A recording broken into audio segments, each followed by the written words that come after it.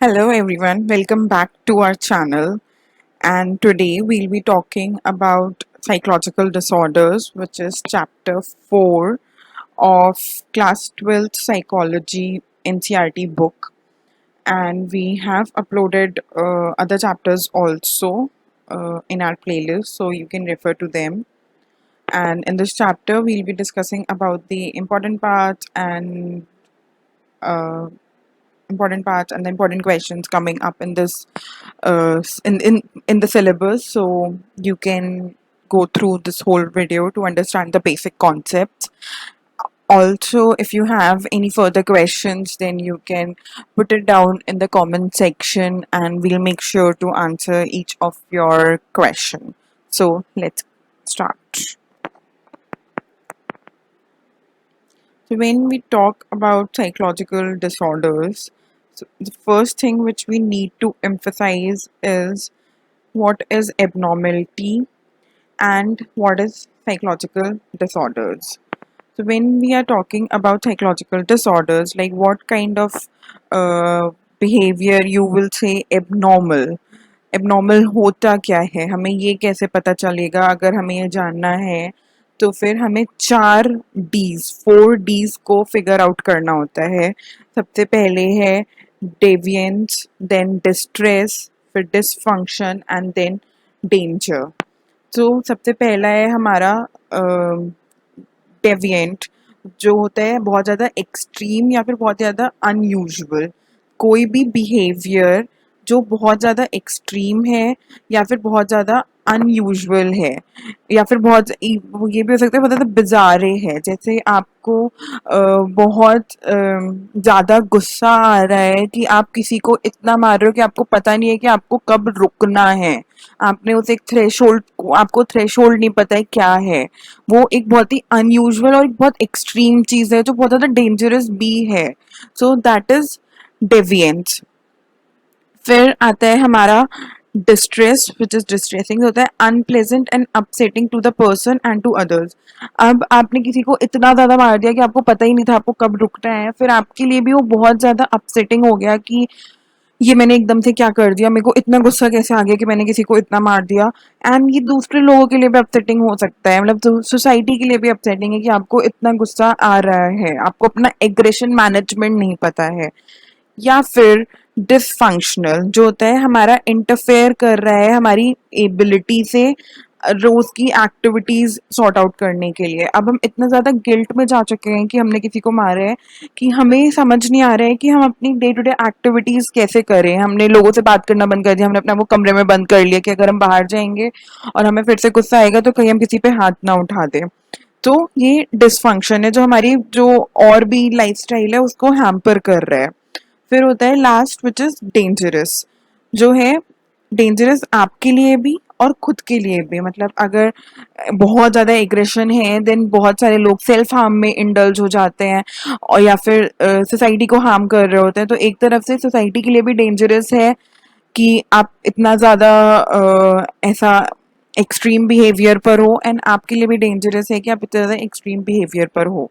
तो ये थे हमारे 4 Ds टू सी कि कोई किसी भी चीज़, मतलब किसी भी इंसान को थेरेपी की ज़रूरत या फिर किसी भी साइकोलॉजिकल या साइकाट्री ट्रीटमेंट की ज़रूरत कब पड़ती है. जब वो behaviour first of all deviant होता है, डिस्ट्रेसिंग होता है, या फिर डिसफंक्शनल होता है, या फिर डेंजरस होता है सोसाइटी के लिए या फिर इंसान के लिए. So again, these 4 Ds is very important, and remember all of these. So now let's okay, one more thing. Psychological abnormality क्या होता है? Like abnormal का मतलब होता है away from the normal. तो इसका मतलब होता है कि हमारे जो नॉर्मल स्टैंडर्ड्स हैं उनसे दूर है. That is away from the normal, जिसमें हम ये सारी चीज़ें, ये सारे जो हमने 4 पॉइंट्स डिस्कस करे वो हम इंक्लूड कर सकते हैं. तो अब हम बात करेंगे वो 2 बेसिक और कॉन्फ्लिक्टिंग व्यूज़ जो नॉर्मल और एबनॉर्मल बिहेवियर में आ रहे हैं। तो पहला है deviation from the social norms. बहुत सारे साइकोलॉजिस्ट बोलते हैं कि एबनॉर्मल एक हम लेबल दे रहे हैं किसी भी बिहेवियर को, या फिर हम इंसान को एबनॉर्मल बिहेवियर दे रहे हैं, जिसकी वजह से बहुत सारे स्टिग्मास भी आ रहे हैं। और मतलब हम मतलब किसी के इमोशंस और किसी के थॉट्स को हम ऐसे एबनॉर्मल बोल रहे हैं, जिसकी वजह से ये लोग अपनी वल्नरेबिलिटीज के साथ आगे नहीं आ रहे हैं, बात नहीं कर रहे हैं। बहुत सारी चीजें हो रही हैं जिसकी वजह से। तो यहाँ पे इन्होंने सोसाइटी और कल्चर के बारे में बात करी है। अगर आप पढ़ना चाहें तो एक बार पढ़ सकते हैं। फिर आता है मैल एडेप्टिव बिहेवियर क्या होता है, क्राइटेरिया क्या है उस चीज़ का, वेलबींग क्या होता है, ये सारी चीज़ें। तो क्योंकि हम सिर्फ इम्पोर्टेंट उस पे जा रहे हैं, तो इसलिए मैं ये सब स्किप कर रही हूँ and read about stigma also. Now, talking about the historical background of disorders and like psychological behavior and everything, या फिर एबनॉर्मल साइकोलॉजी की स्टडी कब से स्टार्ट हुई, कब क्या शुरू हुआ, तो उसके बारे में।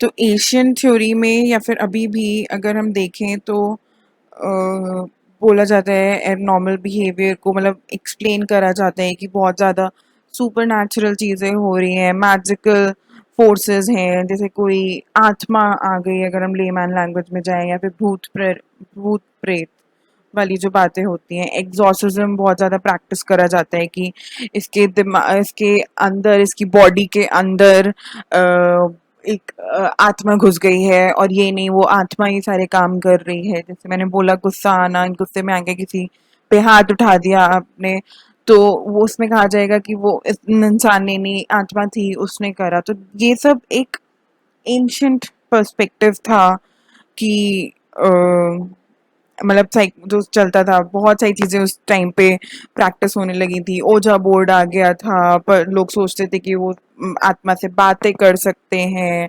और किसी के एंड इनफैक्ट बहुत अगर देखें तो बीच में ये भी हुआ था कि मतलब हिस्ट्री में ही उठाएं तो ऐसा हुआ था कि लोग सोचते थे कि उसके किसी के दिमाग में कोई आत्मा आ गई है, फिर दिमाग में कोई और घुस के ये सारे काम करवा रहा है, तो वो ब्रेन में छेद कर देते थे जिससे वो आत्मा बाहर निकल जाए। तो इन सब चीज़ों पे बैन लगा क्योंकि लोग इससे मर जाते थे, या फिर और डिफॉर्मिटीज हो जाती थी, फिजिकल दिक्कत, फिजिकल एबनॉर्मलिटीज हो जाती थी लोगों को, एंड बहुत लाइफ के लिए बहुत ज़्यादा थ्रेटनिंग था ये बिहेवियर। तो बाद में जाके इस पे बैन भी लगा है, but this was the age old belief जो काफ़ी टाइम तक चलता रहा। Now the biological and organic approach क्या थी इनकी, कि individuals have strangely because their bodies and their brains are not working properly। तो बायोलॉजिकल लॉ वो था कि आपका बॉडी और ब्रेन वर्क नहीं कर रहा, इस वजह से आप एबनॉर्मल वे में बिहेव कर रहे हो। तो वो कोशिश करते थे कि आपकी बायोलॉजिकल चीज़ें सही कर दी जाएं, जिसकी वजह से आप सही, मतलब साइकोलॉजिकली हेल्दी बिहेव करना शुरू कर दो।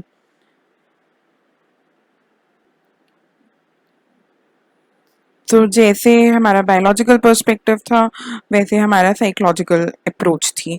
तो ये था कि प्रॉब्लम्स हो रही हैं क्योंकि हम जिस तरी मतलब इंसान जिस तरीके से सोच रहा है, वो फील कर रहा है, परसीव कर रहा है वर्ल्ड को, उधर दिक्कत आ रही है।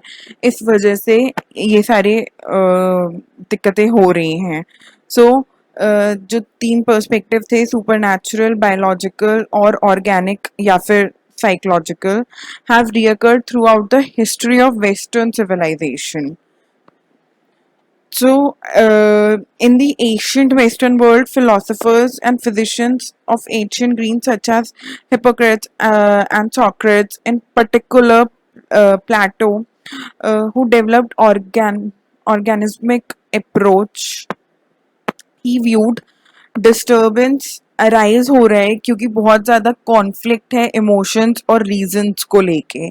उसका मानना ये था कि इतना डिस्टर्बेंस इसलिए हो रहा है बिहेवियर में क्योंकि बहुत ज़्यादा कॉन्फ्लिक्ट चल रही है इमोशंस और रीजंस को लेके, जहाँ पे गैलन ने उस चीज़ को और एलैबोरेट करा कि 4 ह्यूमर्स होते हैं हमारी बॉडी में जो हमारे टेम्परामेंट डिसाइड करते हैं, एंड उसके अकॉर्डिंग अर्थ, एयर, फायर और वाटर, ये 4 एलिमेंट्स होते हैं जिनको कंबाइन करके मतलब मतलब 4 फ्लूइड्स, बॉडी फ्लूइड्स होते हैं जिनको कंबाइन करें अगर, तो blood, black bile, yellow bile and phlegm बनता है।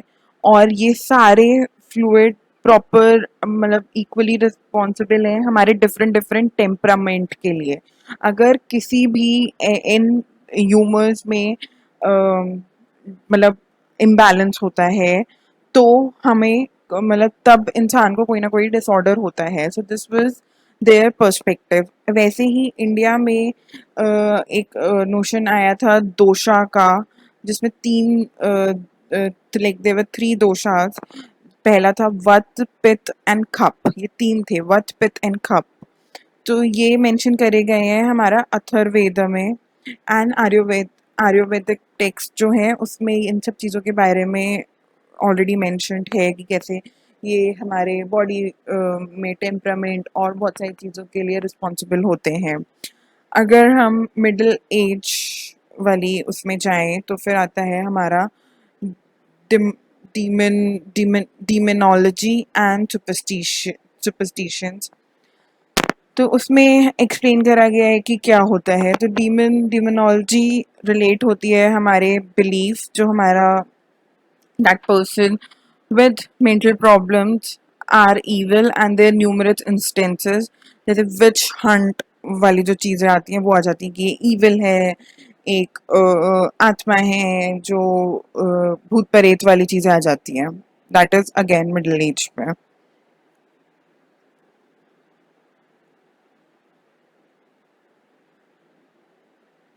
देन ऑगस्टिन ने भी काफ़ी इस पे काम करा, साइकोडायनामिक थ्योरीज वहाँ से अराइज होती हैं एबनॉर्मल बिहेवियर को लेके।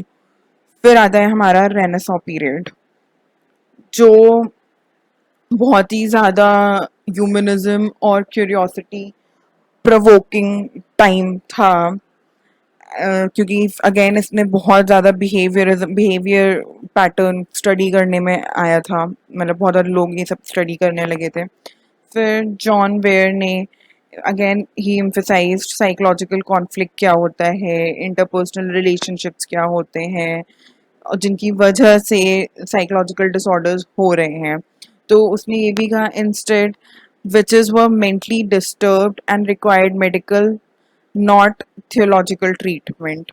तो यहाँ पे मेडिकल ट्रीटमेंट का सहारा, मतलब मेडिकल ट्रीटमेंट की तरफ अप्रोच बढ़ी कि हाँ अगर हम ये सोच भी रहे हैं कि विचेस हैं तो उनको हम instead of punishing them we need to go for medical treatment and cure them rather than punishing them. फिर आता है हमारा 17th एंड 18th सेंचुरी, जो हमारी थी age of reason and enlightenment. उसमें है साइंटिफिक मेथड्स को, like faith and dogmas, ways of understanding abnormal behaviour, ये सारी चीज़ें राइज लेती हैं, जिसमें साइंटिफिक एटीट्यूड आता है हमारा साइकोलॉजिकल डिसऑर्डर्स के लिए। फिर 18th सेंचुरी में रिफॉर्म मूवमेंट आता है जिसमें इंक्रीज कंपैशन है लोगों का कि डिसऑर्डर्स होता क्या है, लोग क्यों सफ़र करते हैं and everything. Fair reforms of asylum were initiated by both in Europe, by both European and Americans.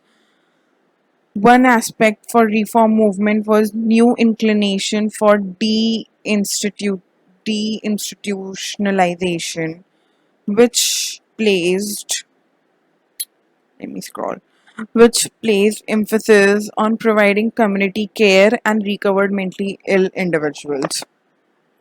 लोगों को इंस्टीट्यूशनलाइज करवाया गया ताकि आप उनका ख्याल रख सको और उनको केयर प्रोवाइड करा सको। इन सारी चीज़ों को लेके। फिर हमारा जो बहुत रीसेंट अप्रोच है जो है इंटरैक्शनल एंड बायोसाइकोसोशल अप्रोच, जो हम आजकल जो बहुत रीसेंट अप्रोच चल रही है। ये आता है हमारे सारे 3 फैक्टर्स से, which is biological, psychological and social. कैसे ये लोग इम्पोर्टेंट रोल प्ले कर रहे हैं इन्फ्लुएंस करने में expression and outcomes of psychological disorder, कि होता क्या है एंड क्या होना चाहिए क्या नहीं होना चाहिए। फिर आता है हमारा classification of psychological disorder. Let's see अगर इसमें कुछ इम्पोर्टेंट है। अच्छा हाँ, तो साइकोलॉजिकल डिसऑर्डर्स को हम क्लासिफाई करते कैसे हैं?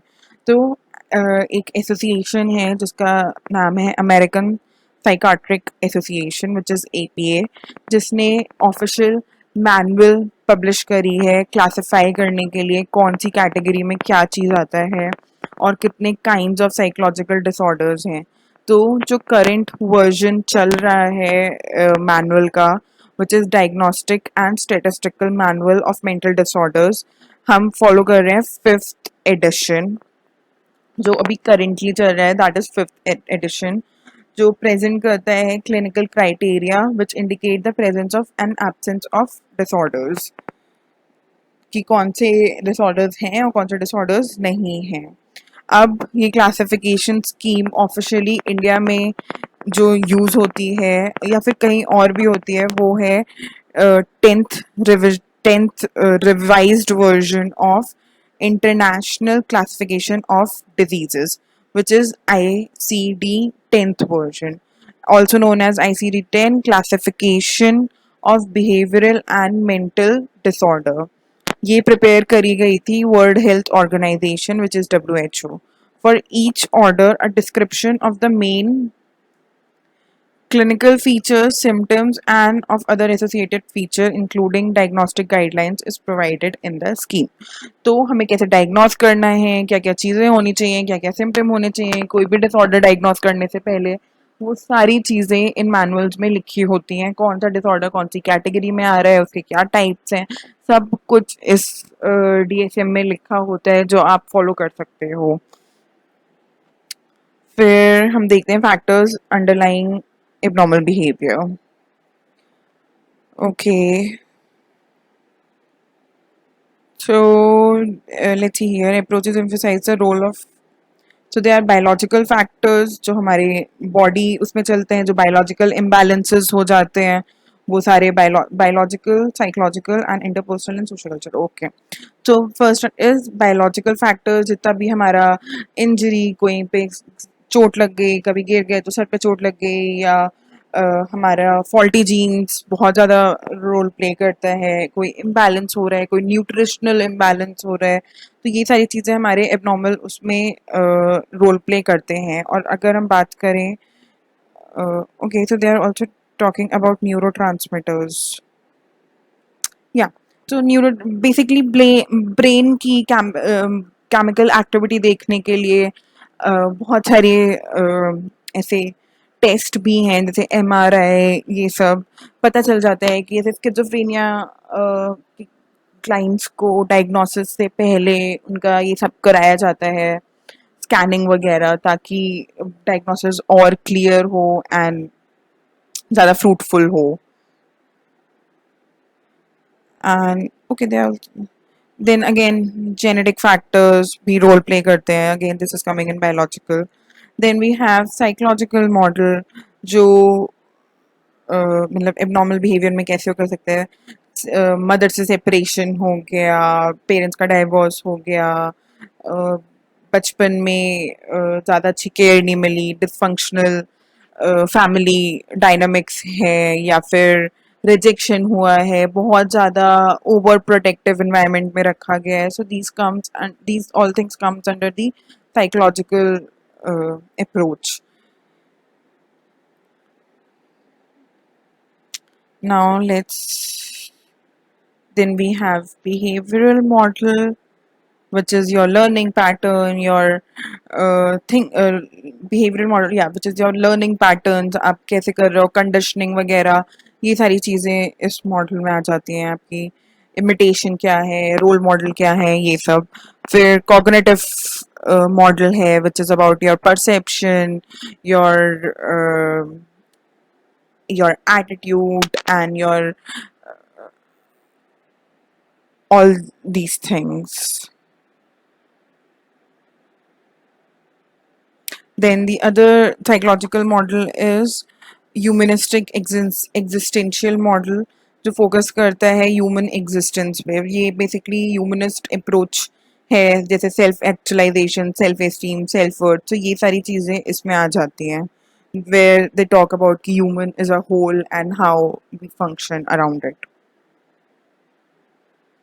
Now let's so you can read all these things because this chapter is a very long chapter. That's why I'm trying to like move very fast so that the video doesn't happens to be way too longer. Now we have major psychological disorders. सबसे पहले we have anxiety disorder. What is anxiety? And we will be talking about, I guess, generalized anxiety disorder, panic disorder, and phobia. Okay, types of phobia. Okay, so anxiety होता क्या है? We have uploaded a separate video about anxiety, generalized anxiety disorder, phobia, panic disorders, mood disorders on our channel. So if you want, you can refer to those videos and you can have a look, and you can have a look. And even if you want to know about the DSM criteria for each of the disorder, then you can refer to those videos also.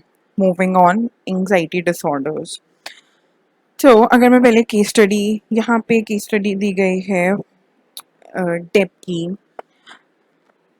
तो एक दिन डेब, let's change the name.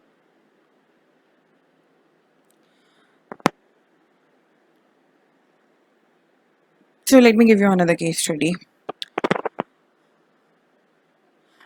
Basically anxiety disorder होता है जब हम किसी चीज़ को, when there is excessive and persistent amount of worrying, like हम बहुत ज़्यादा एक्सेसिवली और बहुत जल्दी जल्दी एंड बहुत बार किसी चीज़ को लेके परेशान हो रहे हैं.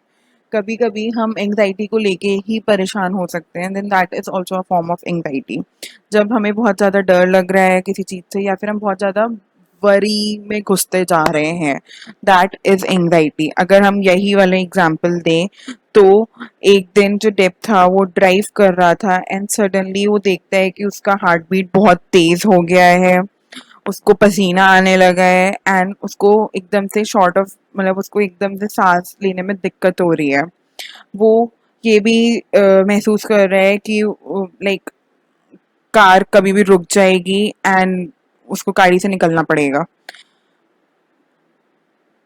मतलब उसको ये महसूस नहीं कर रहा, उसने ऐसा करा. Okay, let me read it for you. He was so scared that he stopped the car and stepped out.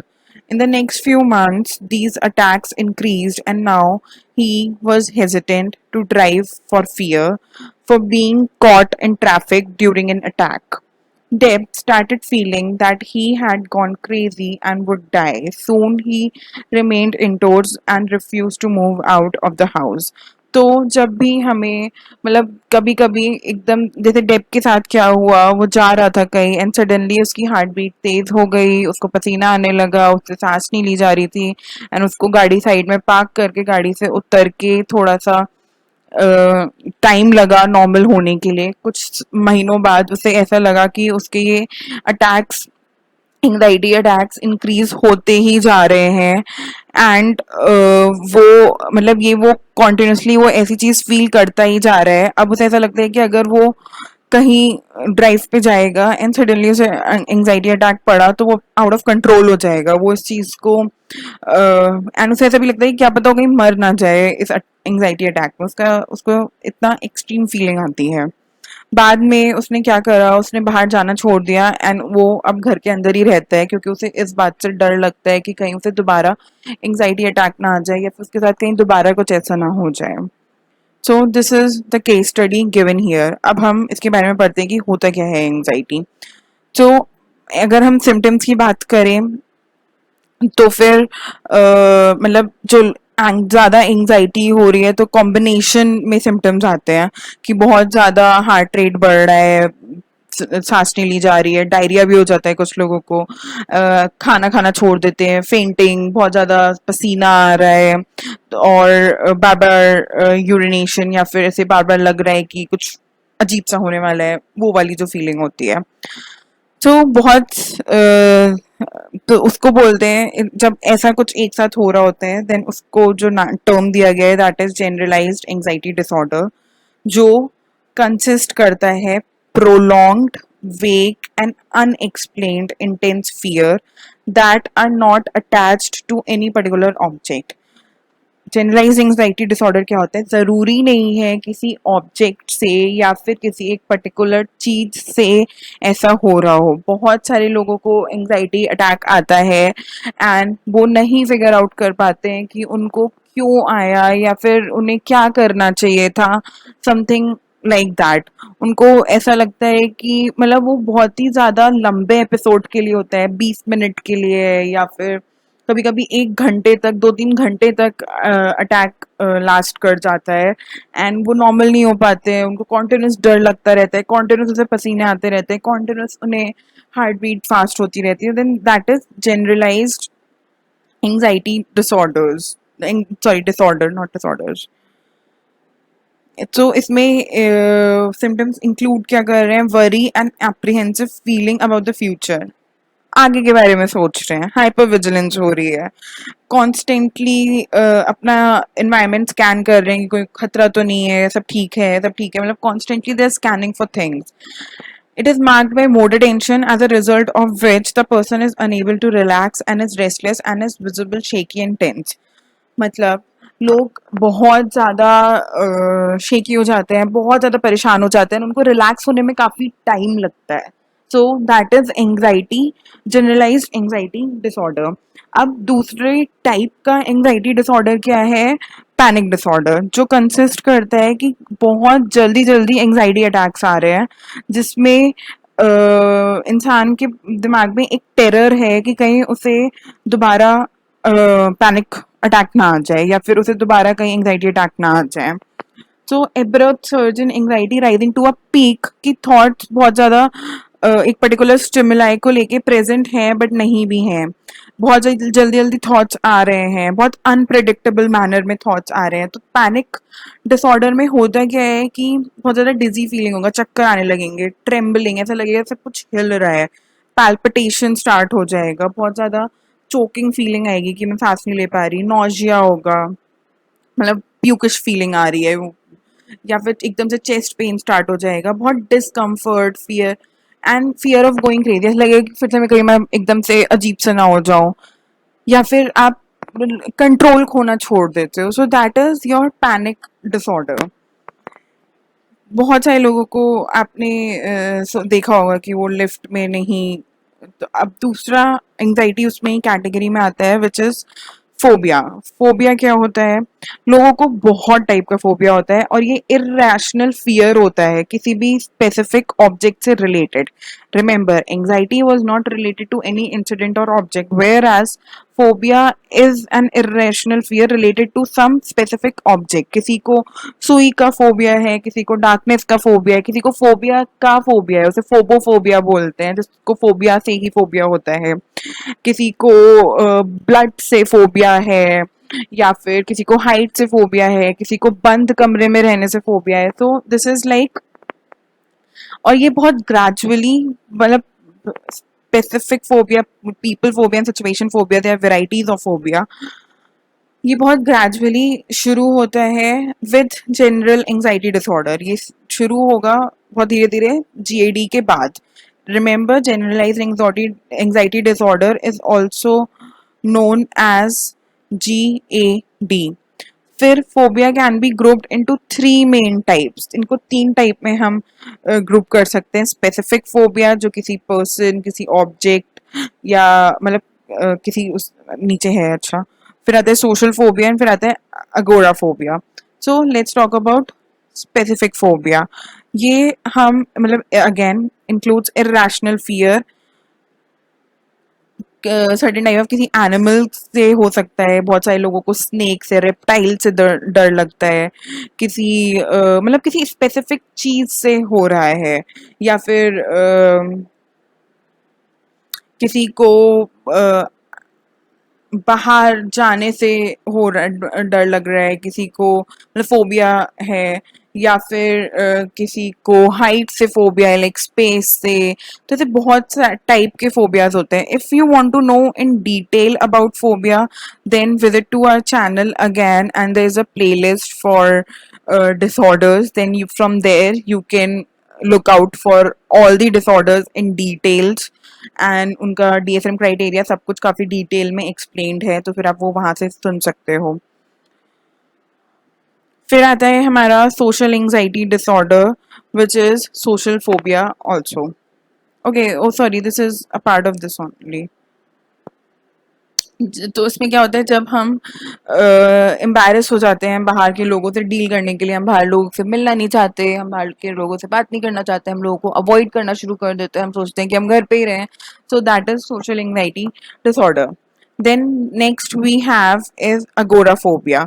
सो ये टर्म यूज करा गया था जब लोग मतलब लोग ऐसे फियर डेवलप कर लेते हैं अनफेमिलियर सिचुएशंस में जाने के लिए, and they feel like people with agoraphobia afraid of leaving their home. उनको अपना घर छोड़ के जाने में, बाहर मतलब नॉर्मल एक्टिविटीज से भी उन्हें डर लगता है, उनको बाहर जाना डर लगता है। तो दैट इज अगोरा phobia, when they are not ready to move out of the house and they just want to stay in their house, they don't want to face anyone and they don't want to face people basically because they feel कि उनको कहीं जज ना करा जाए, उनको कहीं उनका मजाक ना बनाया जाए।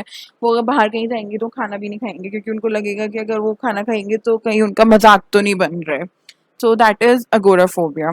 Then we have separation anxiety disorder, also known as SAD. Is another type of anxiety disorder. Individuals with separation anxiety disorder are fearful and anxious about separation from attached figures. मतलब इसमें इतना ज़्यादा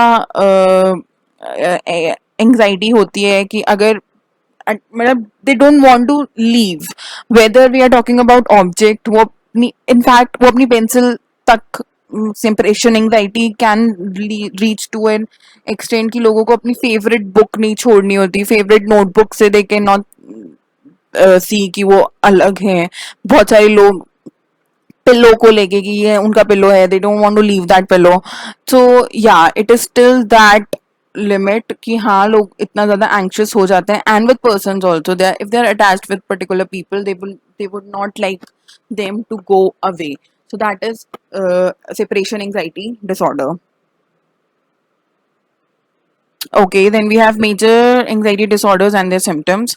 So you can read this table 4.1 for your better understanding, and you will get to know a lot from this table. Another, we have obsessive compulsive disorder and related disorders. So obsessive compulsive disorder is when you are obsessed about one thing, and due to that you are doing compulsive behavior. Like suppose you are obsessed with you are obsessed with your we are obsessed with cleaning, आपको germs नहीं पसंद है, then the compulsive behavior will be washing hands. So this is OCD, obsessive compulsive disorders. या फिर आप किसी और मतलब कोई भी पर्टिकुलर चीज आपको फियर है रॉबरी का, कि घर में कहीं रॉबरी ना हो जाए या फिर सब सेफ रहे, then your compulsive behaviour will be checking the lock 4 times suppose, या फिर कुछ लोग पूरी पूरी रात जाके लॉक चेक कर रहे होते हैं, या फिर आपको किसी रिचुअल या फिर किसी स्पिरिचुअल उसमें विश्वास है कि अगर जब तक आप 100 टाइम्स 100 टाइम या फिर जब तक आप 50 time suppose switch on off नहीं करोगे तब तक something some bad thing will happen. So that is your obsessive compulsive disorder. बहुत सारे लोगों को होता है थॉट से. Suppose you are having a bad thought, then you would like to think of 5 good thought to erase this feeling of to erase, like you'll think of 5 good things because आपको लगता है कि आपने एक बुरी चीज सोची तो continuously you'll thinking of 5 good things. So that is obsessive compulsive disorder when you are repeatedly involved in certain type of behavior.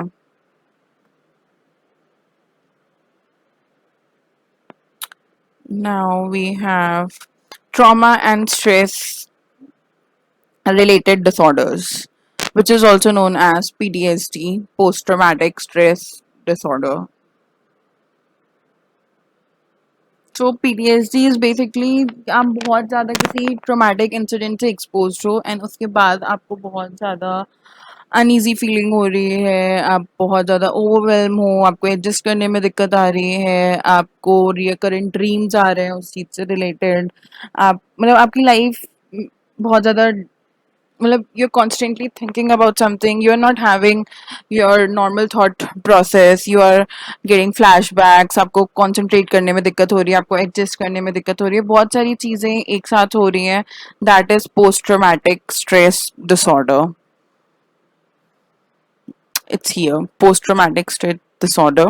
Symptoms vary widely but may include recurrent dreams, flashback, impaired concentration, emotional numbing, adjustment, acute stress disorder are also included under this category. Then we have somatic symptom and related disorders.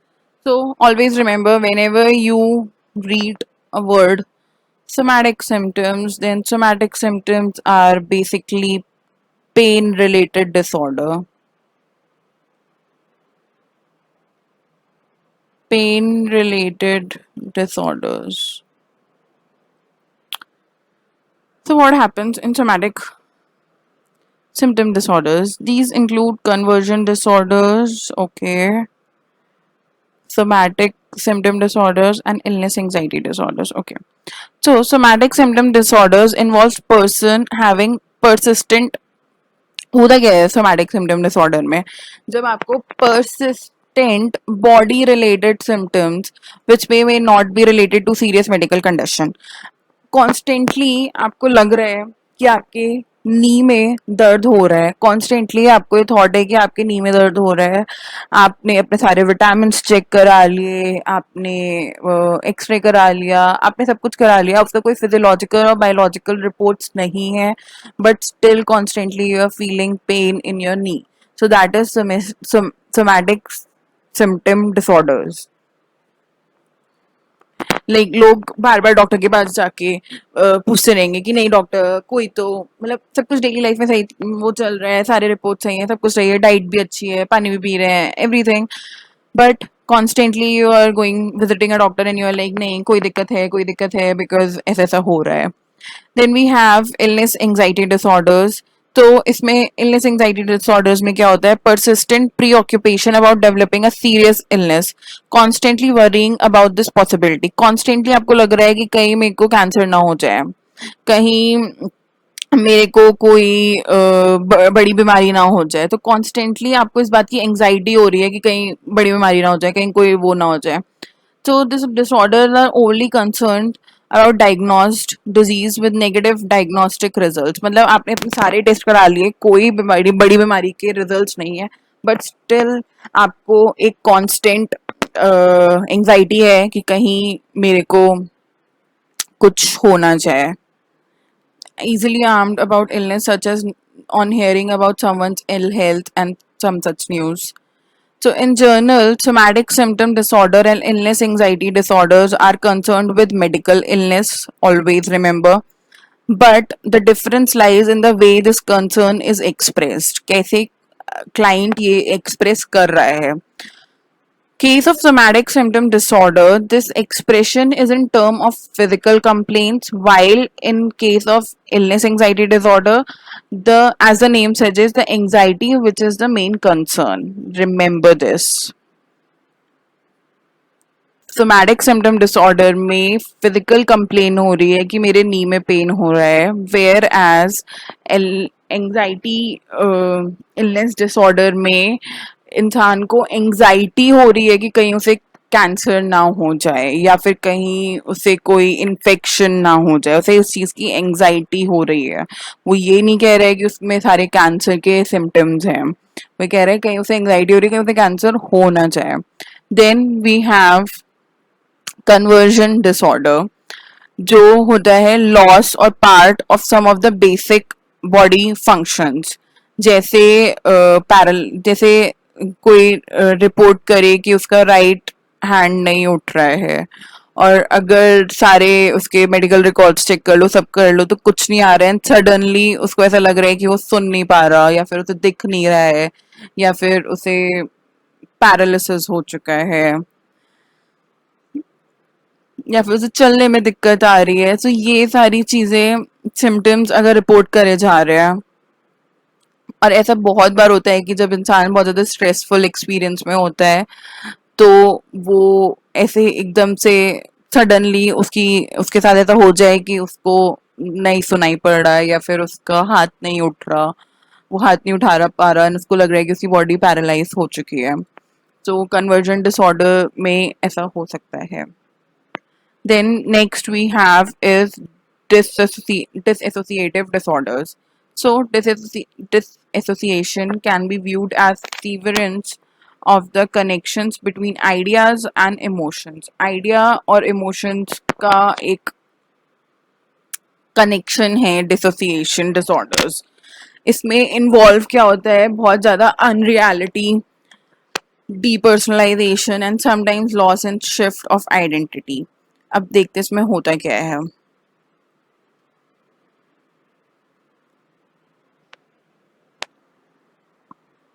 So sudden बहुत मतलब बहुत ज़्यादा consciously, how would I okay define. Okay, so conditions include in this are dissociative amnesia, dissociative identity disorder, and depersonalization or derealization.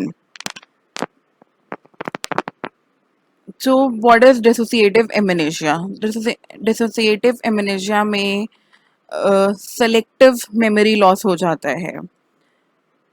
Do not अच्छा इसमें वो नहीं है, selective memory loss हो जाता है. लोग अपना इसका ऑर्गेनिक कॉज ऐसा क्यों होता है हमें भी नहीं पता. कभी कभी हेड इंजरी की वजह से भी होता है, बट बहुत सारे लोगों को all of a sudden they don't know anything about their past, or they do not remember any episode of their past, like particular episode of their past. उसको रिकॉल करने की कोशिश कर रहे हैं, स्पेसिफिक इवेंट्स भूल जा रहे हैं, कोई जगह भूल जा रहे हैं, कोई ऑब्जेक्ट भूल जा रहे हैं. तो that is like dissociative amnesia, कि उनको नहीं याद आ रहा. A part of dissociative amnesia is dissociative fugue. A part of it, remember.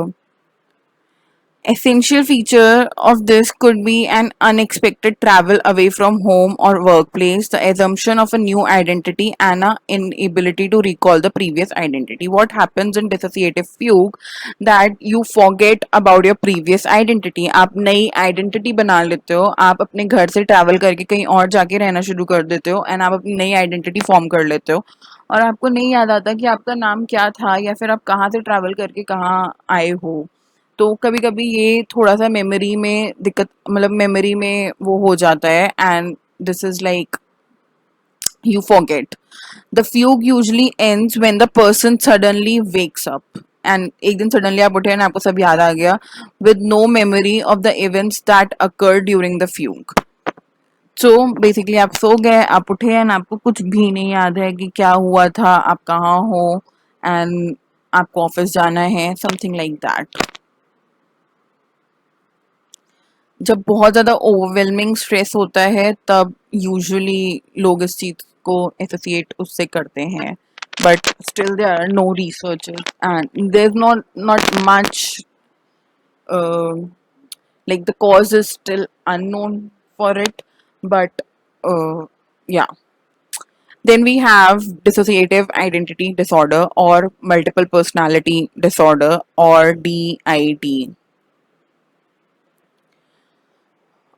सो इसमें क्या होता है कि इसमें दो से ज़्यादा पर्सनालिटीज आपकी बॉडी के अंदर होती हैं एंड दो से ज़्यादा like you have more than two personalities residing in yourself, and they can be as wide, like there are more than two and there can be 100 also. तो बहुत सारी पर्सनालिटीज होती हैं and suddenly you start like in सारी personalities के characteristics different हो सकते हैं, इनके ट्रेट्स डिफरेंट हो सकते हैं, इनकी लैंग्वेजेस डिफरेंट हो सकती हैं, इनके जेंडर डिफरेंट हो सकते हैं and they're talking in different languages also. So that is multiple personality disorder or dissociative identity disorder, जहाँ पे आप अवेयर, कभी कभी होता है कि आप अवेयर होते हो अपनी सारी पर्सनालिटीज के बारे में, और कभी कभी होता है कि आप कुछ के बारे में नहीं होते हो बट कुछ के बारे में अवेयर होते हो. So and usually childhood traumatic experiences होते हैं या फिर कोई चाइल्डहुड ट्रॉमा होता है जिसकी वजह से डीआईडी हो जाता है. तो पॉसिबिलिटी है कि चाइल्डहुड ट्रॉमा या फिर चाइल्डहुड ट्रॉमेटिक एक्सपीरियंसेस की वजह से डीआईडी हो रहा है. So they are possibility of that. Then we have another one which is depersonalization and derealization disorder. So what happens in depersonalization, if we break it, then you detach yourself from yourself. It's like you're the, like you and like the self and the reality is detached. You feel like you're doing things but you feel like somebody else is doing things, so you enter in that state. If I'll read it from here, then it says it's a dreamlike state in which the person has sense of being separated from both self and from reality. ये होता है हमारा derealization में. Now if you are talking about depersonalization, तो उसमें होता है there is a change of self perception and person sense of reality is temporary lost और changed. That is depersonalization. जब आपका सेल्फ परसेप्शन और person sense of reality change हो जाता है तब वी फील कि वो that is the situation for depersonalization. Now if we jump onto depressive disorders, the most widely prevalent and recognized mental disorders is depression, and हम सब इसके बारे में बात कर रहे होते हैं. Depression, तो let's see depression होता क्या है. So depression covers a variety of negative moods and behavioral changes. Depression refers to a symptom or a disorder. Day to day life में बहुत बार ऐसा होता है कि हम नॉर्मल फीलिंग से थोड़ा सा अवे हो जाते हैं, या फिर हमारा ब्रेकअप हो गया या फिर किसी भी चीज़ का लॉस हो गया, कुछ भी हो गया, देन वी लाइक एक पर्टिकुलर गोल है, हम वो अचीव नहीं कर पा रहे हैं, तो we happen to feel low about it, we happen to feel sad about it. हमें बुरा लग रहा होता है, हमारा मूड खराब हो रहा होता है, हमारा कुछ काम करने का मन नहीं कर रहा होता है. So that is depression. जब भी इंसान बहुत ज़्यादा लो फील कर रहा होता है कि वो बहुत दिनों तक, वो बहुत हफ्तों तक अपना बेड नहीं छोड़ना चाहता है, वो बहुत ज़्यादा दुखी हो रहा है, उसको जो काम करने में मज़ा आता था वो काम करना छोड़ दे, या फिर वो किसी चीज़ पे कंसंट्रेट नहीं कर पा रहा है. So that is major depressive disorder. Then we have bipolar related disorders. Did we study about mania in this? Major depressive disorder, bipolar related disorder? No. Okay. So, what happens in bipolar related disorders? Suppose this is a graph, okay, and this is your mood, and you, this is your normal mood. Like, this is a low point and this is a high point. Low. Oh god, this cursor doesn't work. High. Okay. Now we have mood here. Now just suppose you have, like I was talking about major depressive disorder. So you are doing your day to day life like this, and then suddenly you go like this and you stay here for a very long period of time, and then you are here. This long period of time is for, let's say, for 1 week, 1 to 2 weeks. Then this thing is, this red work is your depression.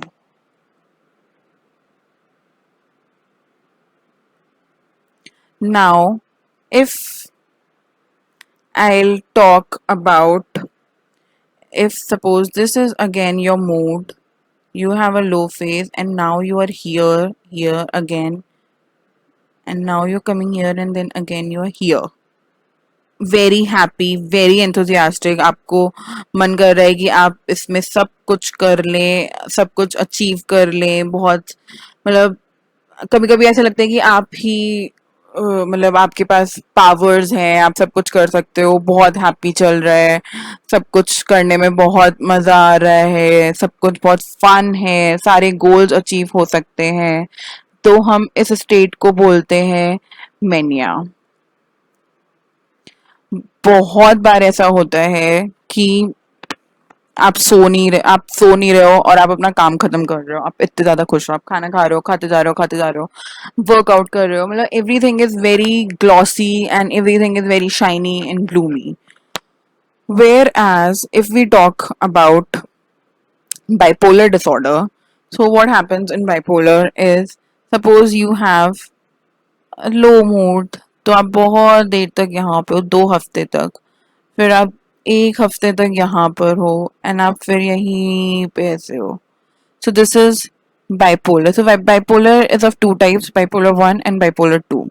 You can refer to our further videos on disorder to read about bipolar more, but this is bipolar. जब आपके पास दोनों चीजों को लेके बहुत ज्यादा मतलब, या तो आप, मैंने, let me explain it here. So bipolar disorder involves both mania and depression, which are alternately present and sometimes interrupted by the periods of normal mood. मतलब जो हमारा नॉर्मल मूड है, हम उस चीज से इंटरप्ट हो रहे हैं, दैट इज बाइपोलर. कि हम अभी जैसे यहाँ पे थोड़ा टाइम हम मैनिया में थे, फिर हम इतने डिप्रेस्ड हो गए, 1 2 हफ्ते, 1 हफ्ते मान लेते हैं, 1 वीक के लिए, एंड हम फिर यहाँ पे 2 to 3 weeks तक मैनिक एपिसोड पर हैं. So manic episodes rarely appear by themselves. They usually alternate with depression. Like depression और manic alternate होते रहते हैं. Bipolar mood disorders were earlier referred to as manic depressive disorders. Some examples of types of bipolar and related disorders include bipolar 1 disorder and bipolar 2 disorder and cyclothymic disorder. So every suicide is a misfortune. Suicide take place throughout lifespan. Suicide is the result of complex interface of biological, genetic and psychological and sociological and cultural and environmental factors. Always remember these all things are involved. Some other risk factors are having mental disorders, especially depression and alcohol use disorders, going through natural disasters, experiencing violence, abuse, loss, और या फिर बहुत ज़्यादा isolation हो जाना, ये सारी stages में लाइफ जब बहुत ज़्यादा चली जाती है, then previous suicidal attempt is the strongest at risk. Then, if you want to read about suicide, you can read from here. It is very helpful. Do read this information and do spread the word about depression and suicide. And there are helps available, and like if you want, then people can seek out. Suicides are preventable. There is a need for comprehensive multi-sectoral approach where the government, media, and civil society play all important role as stakeholders. WHO ने बहुत सारे measures भी बताए हैं जो हम ले सकते हैं, like limiting access to the means of suicide, reporting a suicide by media in a responsible way, bringing in alcohol related policies, early identification and treatment of the people. So just read all these things. Then identifying the students in distress.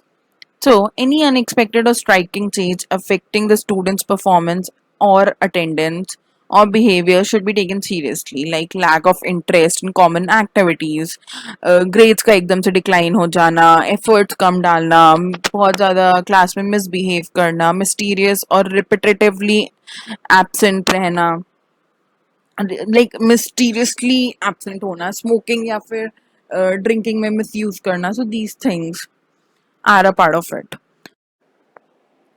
So now starting with schizophrenia. What is schizophrenia and what are the symptoms and all? So, schizophrenia spectrum and other psychotic disorders we'll be discussing. तो schizophrenia होता क्या है? schizophrenia के symptoms क्या होते हैं?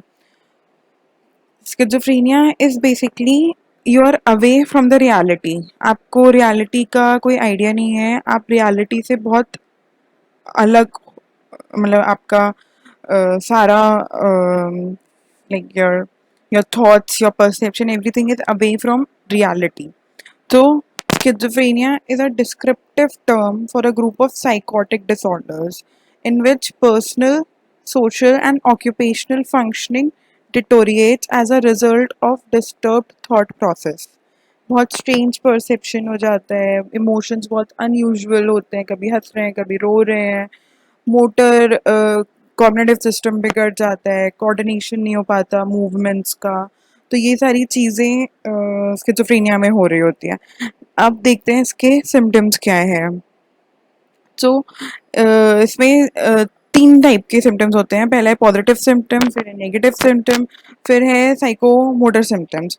So positive symptoms होते हैं जहाँ पे बहुत ज़्यादा बिजार थॉट्स होते हैं, डिल्यूजन्स होते हैं, हेलुसिनेशंस होते हैं. डिल्यूजन्स क्या होता है? डिल्यूजन होता है फॉल्स बिलीफ, जो आप मतलब किसी भी चीज़ को लेके आप आर्ग्यूमेंट में चले जाओगे और वो रियलिटी के बेसिस पे नहीं होता है, वो एक फॉल्स बिलीव होता है. जैसे डिल्यूजन ऑफ परसिक्वेशन, ये सबसे ज़्यादा कॉमन होता है स्किज़ोफ्रेनिया में, जिसमें उनको लगता है कि उनके अगेंस्ट प्लॉटिंग हो रही है, उनको स्पाई करा जा रहा है क्लाइंट्स को, एंड कोई उनको मारने की प्लॉटिंग कर रहा है. सो ये सारे बिलीव्स आते हैं डिल्यूजन ऑफ परसिक्वेशन में. फिर आता है डिल्यूजन ऑफ रेफरेंस. इनको ऐसा इसमें ऐसा लगता है कि हर ऑब्जेक्ट के लिए इनका एक पर्सनल मीनिंग या फिर कोई एक एक्शन अटैच्ड है हर एक ऑब्जेक्ट से. कि सपोज कोई भी चीज़ देखेंगे, सपोज पानी का ग्लास रखा है, सो दिल बी लाइक कि यह ग्लास यहाँ पे इसलिए रखा गया है ताकि मुझे चोट लग जाए. सो लाइक ऐसे थॉट जो होते हैं बहुत ही ज़्यादा स्कैटर्ड होते हैं.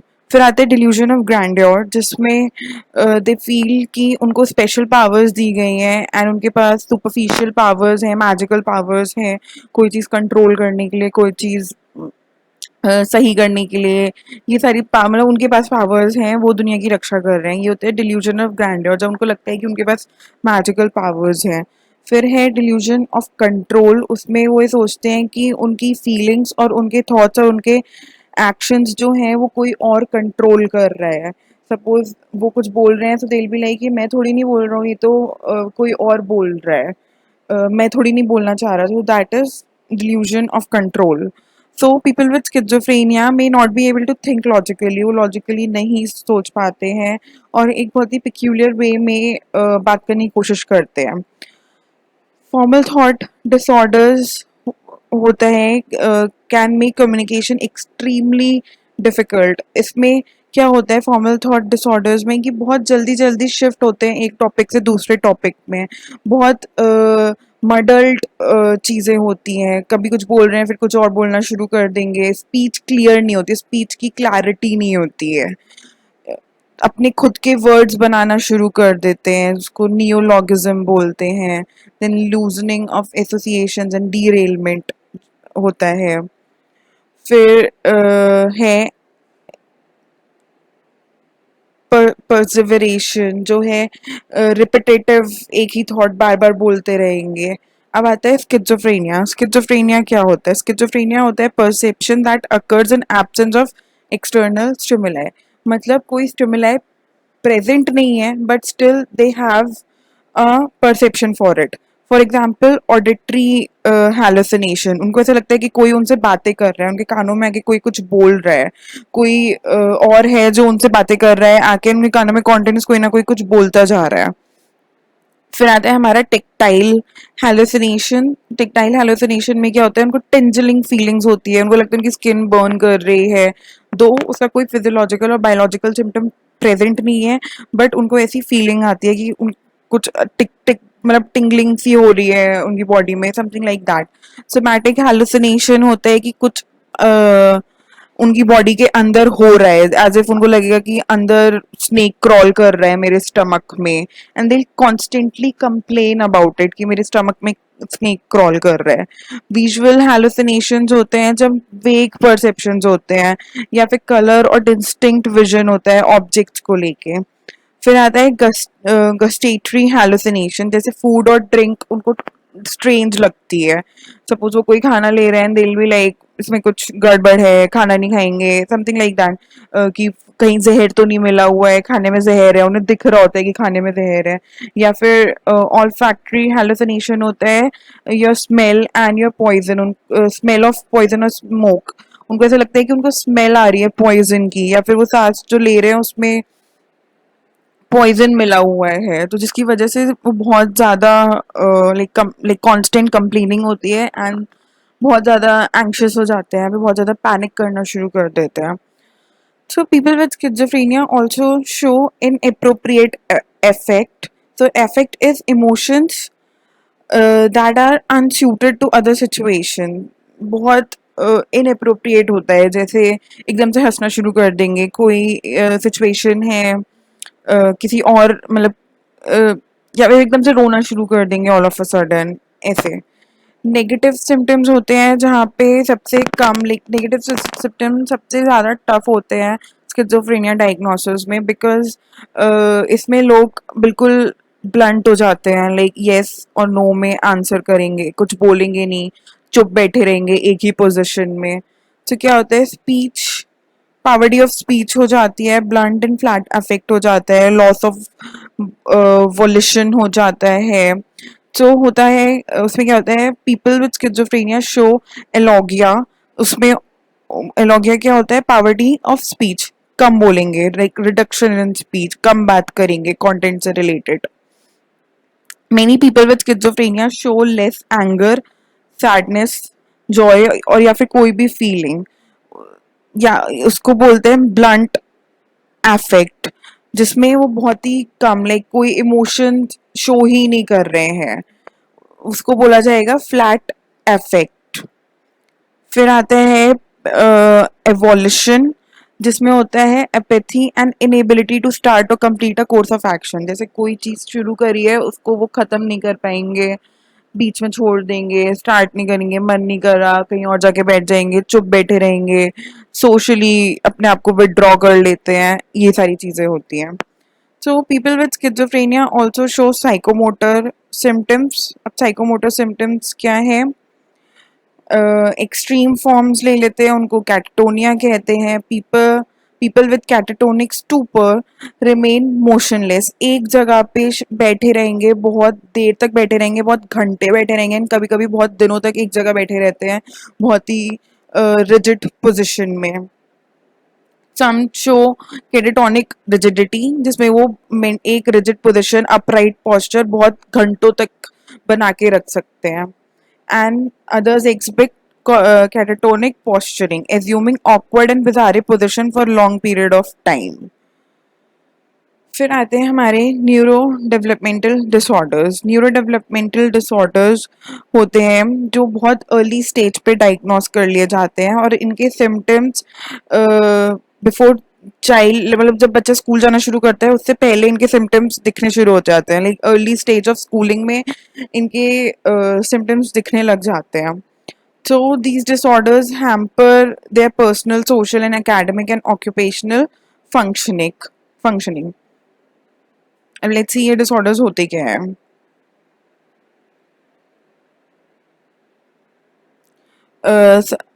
सेवरल सबसे जैसे ADHD, ऑटिज्म स्पेक्ट्रम, या फिर इंटेलेक्चुअल डिसेबिलिटी, या फिर स्पेसिफिक लर्निंग डिसऑर्डर्स होते हैं. तो सबसे पहले हम पढ़ेंगे ADHD के बारे में. Okay, there are two main features of ADHD. Okay, हम पढ़ेंगे सबसे पहले ADHD के बारे में, जिसमें there are two main features of ADHD.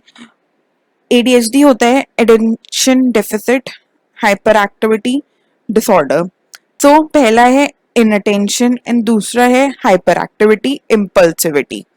अब चिल्ड्रन जो बहुत ज़्यादा इनएक्टिव होते हैं, मतलब बहुत ज़्यादा डिफ़िकल्टी है उन्हें किसी टास्क को कंटिन्यू करने के लिए. जैसे अगर वो खेल रहे हैं तो बहुत जल्दी एक जगह से दूसरे गेम में जंप करना शुरू कर देंगे. होमवर्क करेंगे तो बहुत जल्दी, मतलब एक जगह पे बहुत देर तक उनका अटेंशन स्पैन नहीं रह पाता है. वो बहुत जल्दी शिफ्ट होते रहते हैं एक टास्क से दूसरे टास्क में.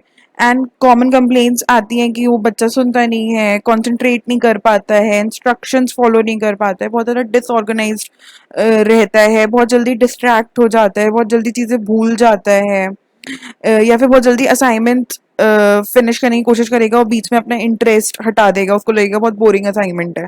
सो these are like common complaints you get about to children जो कंसर्न, मतलब जो ADHD के लिए हो सकता है.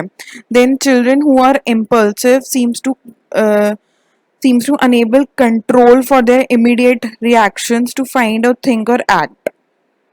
उनको मतलब उनको इतनी ज़्यादा इम्पल्सिविटी होती है कि वो सोचते ही नहीं है, वो तुरंत उनको चीज़ करनी होती है, इमीडिएट एक्शन लेना होता है, इमीडिएट उनको, मतलब जो ग्रेटिफिकेशन होता है वो बहुत immediately they want to conquer it, उसे डिले नहीं करना चाहेंगे. तो जैसे बहुत जल्दी चीज़ों को गिराना शुरू कर देंगे, या फिर जिस वजह से उनको चोट भी लग जाती है बच्चों को. अब hyper activity also take place in many forms. With children with ADHD are in constant motion, like sitting still through a lesson is important for them. उनको बताना है कैसे climb, squirm, climb and run around the room aimlessly. दौड़ते रहेंगे, कोई M नहीं है but फिर भी दौड़ते रहेंगे, बहुत ज़्यादा एनर्जी होती है and they are just constantly in a moving situation. फिर आता है हमारा ऑटिज्म स्पेक्ट्रम डिसऑर्डर. इस ऑटिज्म स्पेक्ट्रम डिसऑर्डर होता है is characterized by widespread impairments in social interaction and communication. Total and communication skills. Social interaction बहुत कम हो जाता है and communication skills थोड़ी सी खराब हो जाती है. Skills and stereotype patterns of behavior, interest and activity. So children with autism spectrum disorder are having like वो सोशल इंटरेक्शन करने में उनको बहुत डिफ़िकल्टी होती है, कम्युनिकेशन में डिफ़िकल्टी होती है, और इंटरेस्ट या फिर एक स्ट्रॉन्ग डिज़ायर होता है उनको एक रूटीन के लिए, इंटरेस्ट बनाने में थोड़ी सी डिफ़िकल्टी होती है उन्हें. So about 70% of children with autism spectrum disorder have intellectual disabilities.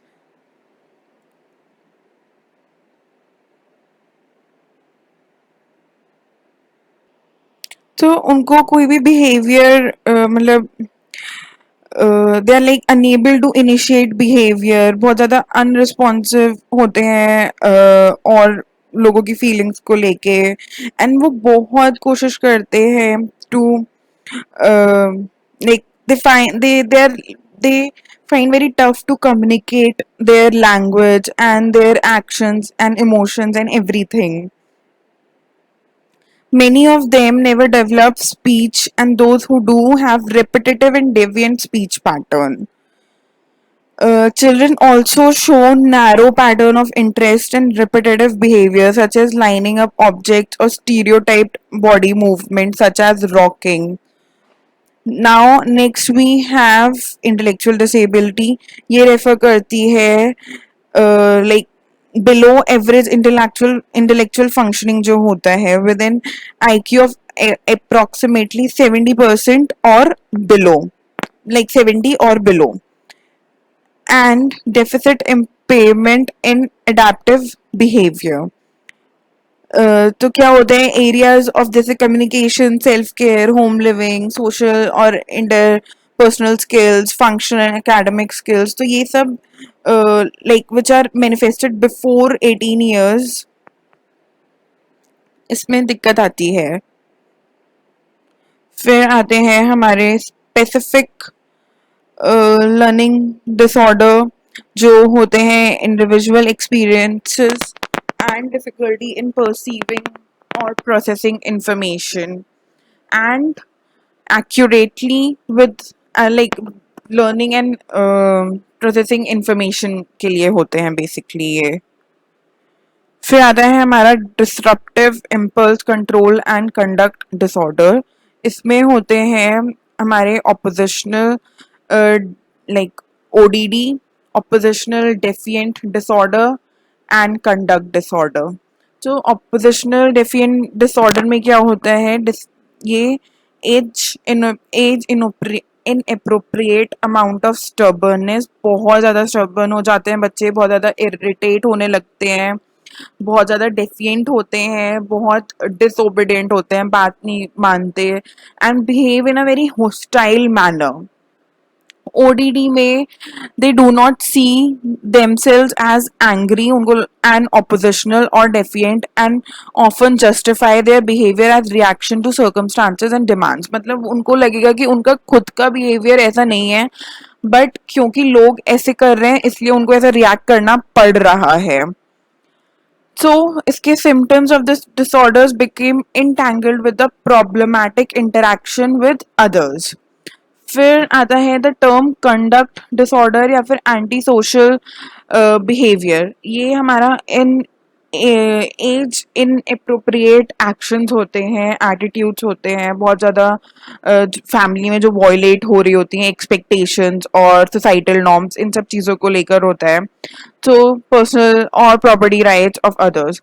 So the behavior typical of conduct disorder include बहुत ज़्यादा aggressive actions होते हैं जो threaten कर रहे होते हैं लोगों को, like humans के वाया like बहुत ज़्यादा harmful होता है, या फिर animals के लिए. नॉन एग्रेसिव कंडक्ट होता है जो प्रॉपर्टी डैमेज कर देंगे, वो कुछ चोरी वगैरह. सो दिस इज या your non aggressive things. Children show many different type of aggressive behavior such as verbal aggression होता है, जो होता है नेम कॉलिंग या फिर स्वेरिंग में चले जाएंगे. बहुत ज़्यादा फिजिकल एग्रेशन होता है, जैसे कहीं पे हिट कर देना, फाइट करना. होस्टाइल एग्रेशन होता है जैसे directed and inflicting injury and all. Then we have proactive aggression जो होता है बहुत ज़्यादा डोमिनेटिंग या फिर बुली करना. फिर आते हैं हमारे feeding and eating disorders.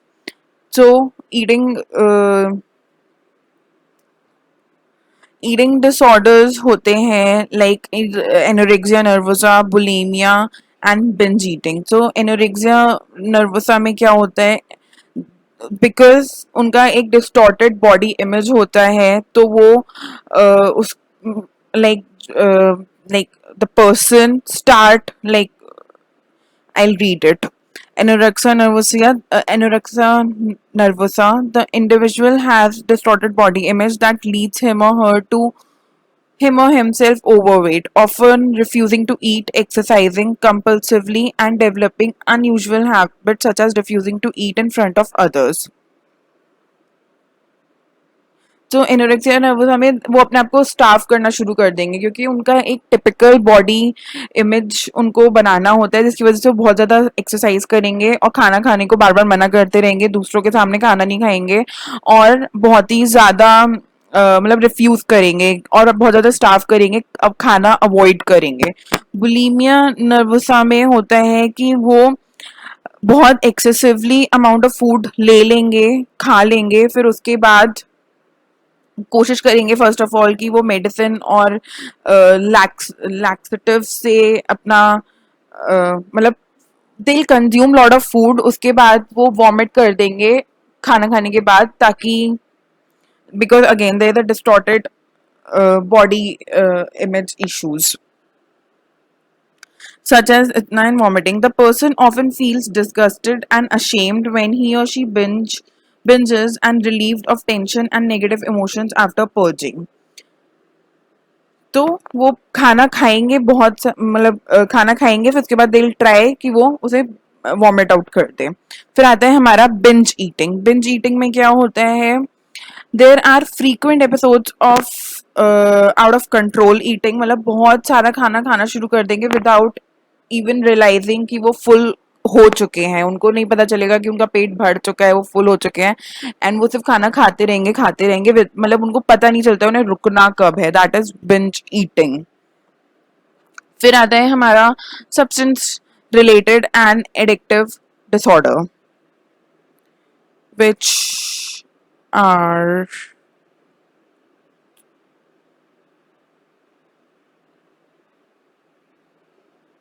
okay, we have तो इसमें बहुत ज़्यादा एडिक्टिव बिहेवियर होता है, किसी भी चीज़ को लेके बहुत ज़्यादा एक्सेसिव इनटेक हो जाता है, या तो फूड ले लो या फिर लाइक कोई भी चीज़, कोई सा भी substance, you can pick it up. Like I'll read whether it involves excessive intake of high calories of food resulting in extreme obesity or involving the abuse of alcohol, cocaine. ये मतलब इन सब से बहुत सारी प्रॉब्लम्स आप face करना शुरू कर देते हो अपनी फैमिली में या फिर सोसाइटी में या फिर खुद से। तो इसके इससे रिलेटेड डिसऑर्डर्स भी होते हैं, like abuse substance related disorders में आ जाएगा addictive disorders and abuse disorders. So these things are a part of it. बहुत ज़्यादा लोग अल्कोहल का एब्यूज करते हैं, हेरोइन का करते हैं। You can read it once. And then we have cocaine ka abuse also. So it's like they start getting dependent on that substance, they start getting dependent on that particular substance whichever they are using, and they don't realize when they start abusing that substance. So that is substance related disorders, which is substance abuse disorder.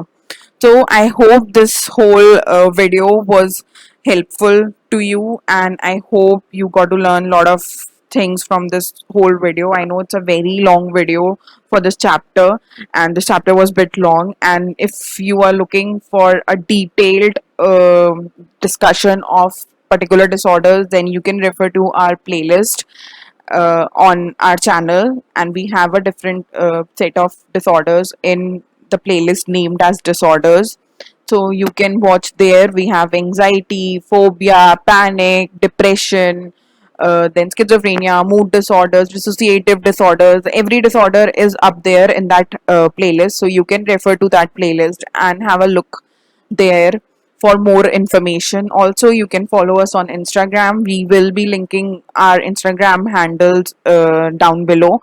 We have Instagram page where we are updating daily GK questions and quiz and lot of awareness related stuff. If you're looking at that, then you can follow us on Instagram. Also, we have a page around mental health. If you're seeking support, then you can contact us on our Instagram handle for further assistance and guidance.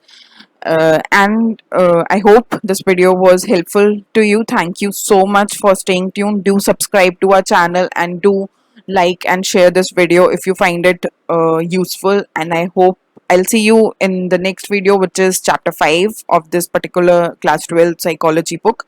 So see you soon. Thank you.